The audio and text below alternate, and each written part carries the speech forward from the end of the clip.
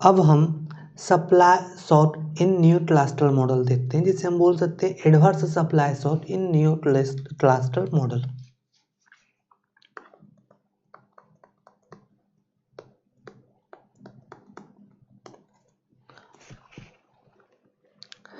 तो देखिए, पिछले क्लास में हमने प्राइस सेटिंग देखा था। प्राइस सेटिंग हम WYP बोलते थे। प्राइस सेटिंग का ग्राफ देखा था। इसे A/1 प्लस म्यू से दर्शा सकते हैं। और बेज सेटिंग का ग्राफ देखा था। यहाँ पर हमने अनएम्प्लॉयमेंट रेट रखा था।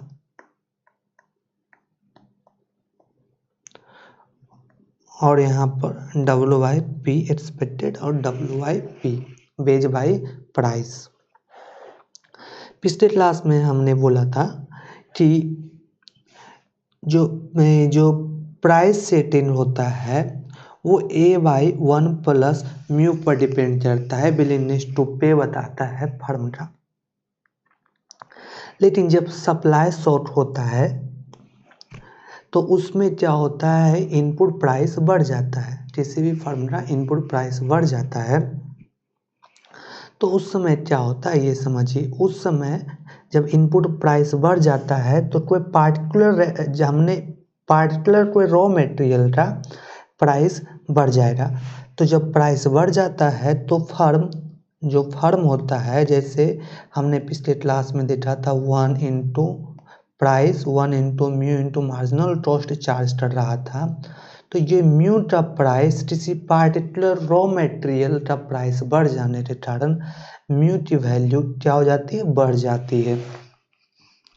मतलब ये जो म्यू है वो डिपेंड करता है रॉ मटेरियल के प्राइस पर, जो पार्टिकुलर रॉ मटेरियल आप यूज कर रहे हैं उसके प्राइस पर, या नहीं तो आपका मोनोपोली पावर क्या है, ये सब पर डिपेंड करता है।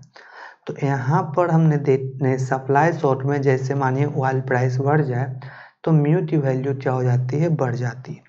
तो ये जो प्राइस सेटिंग का जो ग्राफ ये ए लाइन होता है, अगर म्यू की वैल्यू बढ़ जाए तो ये न्यू प्राइस सेटिंग का ग्राफ कुछ इस तरह हो जाता है। और नेचुरल रेट ऑफ अनएम्प्लॉयमेंट वो हमारा UN पहले ये था, अब ये हो जाता है UN डैश।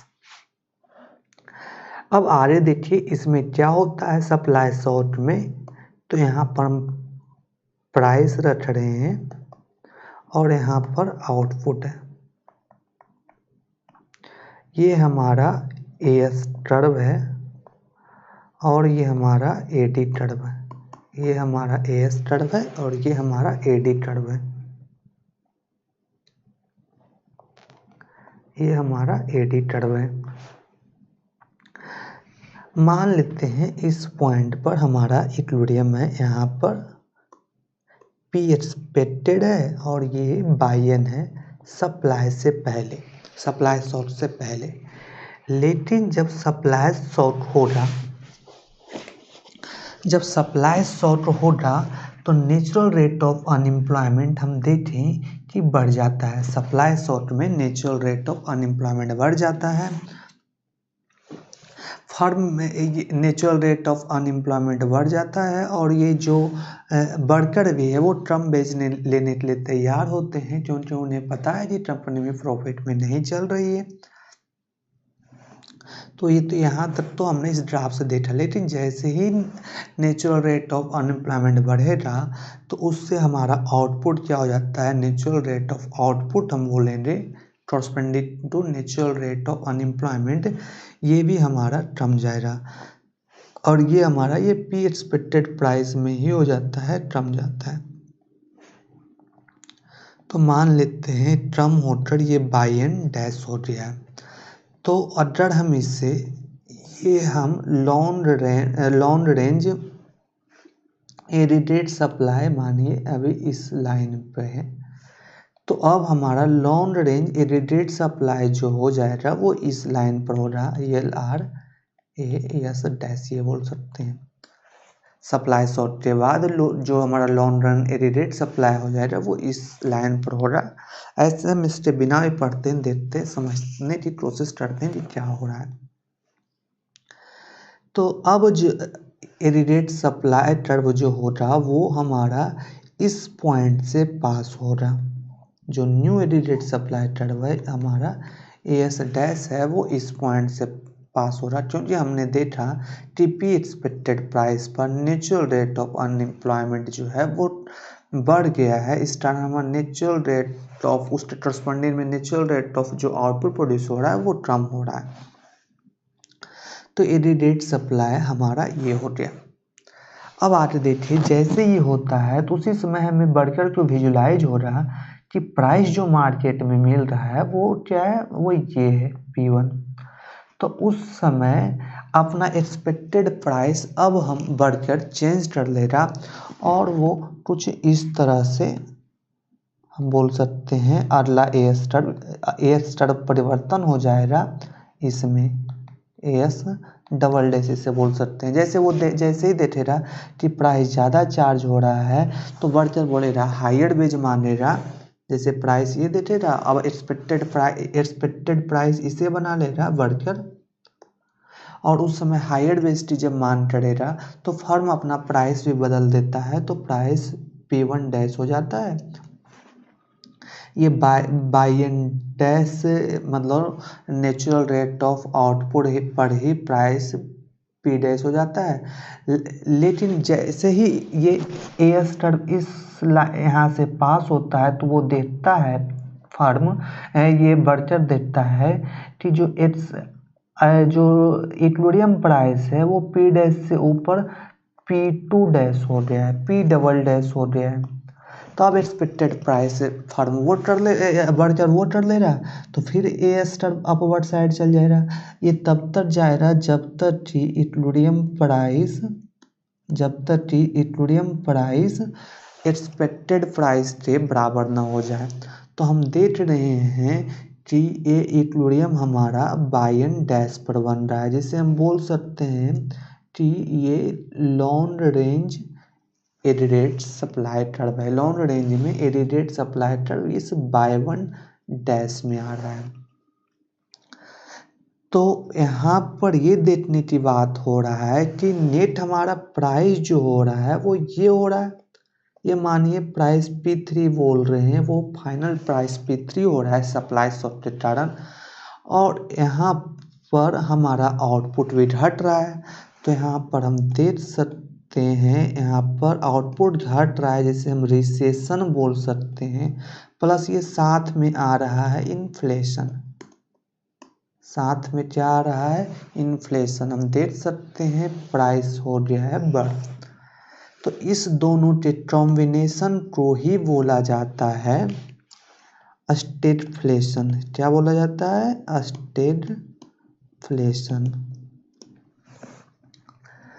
तो इसे स्टेगफ्लेशन बोला जाता है। इसे दूसरा नाम होता है, इसे ही बोला जाता है सप्लाई साइड इन्फ्लेशन।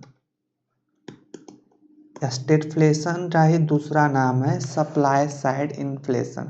मार्केट में तो उतना ही मनी सर्कुलेट हो रहा है, लेकिन सप्लाई साइड के कारण हम देख रहे हैं लॉन्ग रेंज एडिडेट सप्लाई ही हमारा कम हो रहा है सप्लाई शॉक के कारण, और उसके कारण ज़्यादा मनी चेस कर रहा है कम आउटपुट को, तो उसके कारण इन्फ्लेशन आ रहा है। तो इस टर्म से बोला जाता है सप्लाई साइड इन्फ्लेशन। तो इसे हम स्टेगफ्लेशन कहते हैं। तो हमने ये सीखा। अब इसे किस तरह से मतलब सुधारा जा सकता है, किस तरह से स्टेगफ्लेशन को कंट्रोल किया जा सकता है, वो आगे समझते हैं। तो नियो जो क्लासिस्ट होते हैं उन्होंने कुछ इस तरह बता रहे थे, या अभी भी इंडिया में कुछ इस तरह से ही, मतलब कुछ दिन पहले तक तो यही लागू हो रहा था। जैसे पेट्रोल का प्राइस बढ़ जाता था, तो यहाँ पर देखिए कि ये हमारा एडी टर्ब था, ये हमारा एस टर्ब है, और ये हमारा बाई एंड सप्लाई शॉट के पहले आउटपुट है। सप्लाई शॉट होता है और ये हमारा P एक्सपेक्टेड प्राइस है। सप्लाई शॉट होने के बाद हमारा लॉन्ग रेंज एडिडेट सप्लाई हमारा बाई एन डैश हो जाता है। हमने ये देखा, और उस समय हमारा इरीडिएट सप्लाई, जो न्यू इरीडिएट सप्लाई होता है, एएस डैश हो जाता है। तो नियोक्लासिस्ट ये बात बोलते हैं कि हम किसी तरह से इरीडिएट डिमांड को बढ़ा दें। क्या करें कि ये जो जैसे अनएम्प्लॉयमेंट का जो प्रॉब्लम आ रहा था, क्योंकि आउटपुट में कम प्रोड्यूस डिमांड कम हो रहा था, तो उसको बढ़ाने के लिए हम कर सकते हैं कि मॉनेटरी एक्सपेंशन कर सकते हैं, मॉनेटरी एक्सपेंशन या फिस्कल एक्सपेंशन कर सकते हैं। और इसके मदद से ये जब दोनों एक्सपेंशन होता है, दोनों स्थिति में एडी कर्व जो होता है वो राइटवर्ड शिफ्ट होता है। तो मानिए हमने फिस्कल एक्सपेंशन या मॉनेटरी एक्सपेंशन कुछ भी किया और एडी कर्व को ये एडी डैश कर दिया, तो हम देख सकते हैं जो सप्लाई शॉर्ट के पहले natural level of production of output था उसी पोजीशन पर आ गए। लेकिन इसी के साथ हम ये देखेंगे इरीडिएट सप्लाई में कि हमारा एक्सपेक्टेड प्राइस तो P है, लेकिन इक्विलिब्रियम प्राइस हमारा ये आ रहा है। तो हम इरीडिएट सप्लाई को चेंज करेंगे। जो वर्कर है वो सोचेगा कि प्राइस जो एक्सपेक्टेड है वो ये है, ना कि ये है। तो जैसे ही वो ये प्राइस एक्सपेक्टेड मानेगा, अपना वेज बढ़ाएगा, और उसी के साथ जो फर्म है वो प्राइस बढ़ा देगा। तो इस तरह से इरीडिएट सप्लाई कर्व है वो कुछ इस तरह से आ जाएगा। अभी भी देखिएगा कि प्राइस ज़्यादा है, और हम देख रहे हैं आउटपुट भी कम हो रहा है। तो दोबारा से ये बोला जा सकता है कि हमें फिर से ये आउटपुट लाएं, मतलब इतना ही आउटपुट प्रदर्शन होना चाहिए। तो इसके कारण से दोबारा से सरकार ये कर सकता है कि इरीडिएट डिमांड बढ़ा देगा। लेकिन कितना इरीडिएट डिमांड बढ़ाएगा? अभी एक बार इरीडिएट डिमांड बढ़ाया है फिस्कल एक्सपेंशन या मॉनेटरी एक्सपेंशन से, तो तब पर भी आप देखिए कि जो आउटपुट जो इक्विलिब्रियम स्थापित हो रहा है नेट में लॉन्ग टर्म में, यहाँ पर हो रहा है। तो पहले हमने देखा था कि इक्विलिब्रियम इस पॉइंट पर स्थापित हो रहा है, मतलब ये प्राइस पर स्थापित हो रहा है। लेकिन जैसे ही में इरीडिएट डिमांड की बात देखते हैं तो इन्फ्लेशन तो और बढ़ते चल जाता है, और अगर हम बार बार इरीडिएट डिमांड बढ़ाने की कोशिश करेंगे तो इन्फ्लेशन बहुत ही ज़्यादा बढ़ जाएगा। तो ये कोई तरीका है नहीं, इस तरीका से कंट्रोल नहीं किया जा सकता है। तो क्या उपाय है? तो इसकी उपाय देखते हैं। तो इसका उपाय ये बोला जा सकता है कि सप्लाई साइड, जन्म सप्लाई साइड से हुआ है ये इन्फ्लेशन का, ये आउटपुट कम हुआ है, मतलब सप्लाई साइड के कारण जो प्रोडक्शन हो रहा है वो कम हो रहा है, वो उसका रीजन सप्लाई साइड है। तो इसको हम चाहते हैं कि डिमांड बढ़ाकर इस प्रॉब्लम को सोल्व किया जाए। तो सिर्फ यही एक तरीका नहीं है, एक तरीका ये भी है कि जो डिमांड हमारा है उसे हम, मतलब डिमांड को हम सप्लाई साइड के किसी तरह हम इक्वल करते हैं। तो इस तरह से कम से कम मेरा इन्फ्लेशन जो है वो कंट्रोल में आ जाएगा।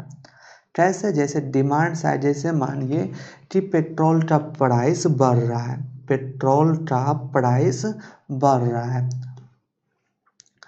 तो इसको हम डिमांड साइड से कंट्रोल इस तरह कर सकते हैं, क्योंकि जैसे यहाँ पर देखिए पेट्रोल जो होगा, जैसे पेट्रोल का जहाँ पर मानिए शोधन जहाँ पर होता है वो आउटपुट जो देख रहे हैं कम कर रहा है, और हम आउटपुट को कम नहीं करना चाहते हैं, हम चाहते उतना रोजगार भी क्रिएट होते रहे, पेट्रोल भी सबको मिलते रहे, तो हमें उसके लिए डिमांड बढ़ाना पड़ेगा। लेकिन एक तरीका ये है कि डिमांड को हम किसी तरह से कम कर दें, रेशनलाइज कर दें, लोगों को ये समझाएं कि किसी दूसरे चीज़ का, रिसोर्स का यूज़ करें, बैटरी गाड़ी पर चलें, ये सब हम देख सकते हैं। तो उस तरह से, मतलब इस तरह से लोगों को ट्रेन करें कि वो कम ऑयल का यूज़ करें, तो वहाँ पर सप्लाई साइड बराबर डिमांड साइड आ जाएगा, और उससे हमारा काम चल जाएगा। तो उससे पेट्रोल का प्राइस जो है वो कंट्रोल में आ जाएगा। Thank you.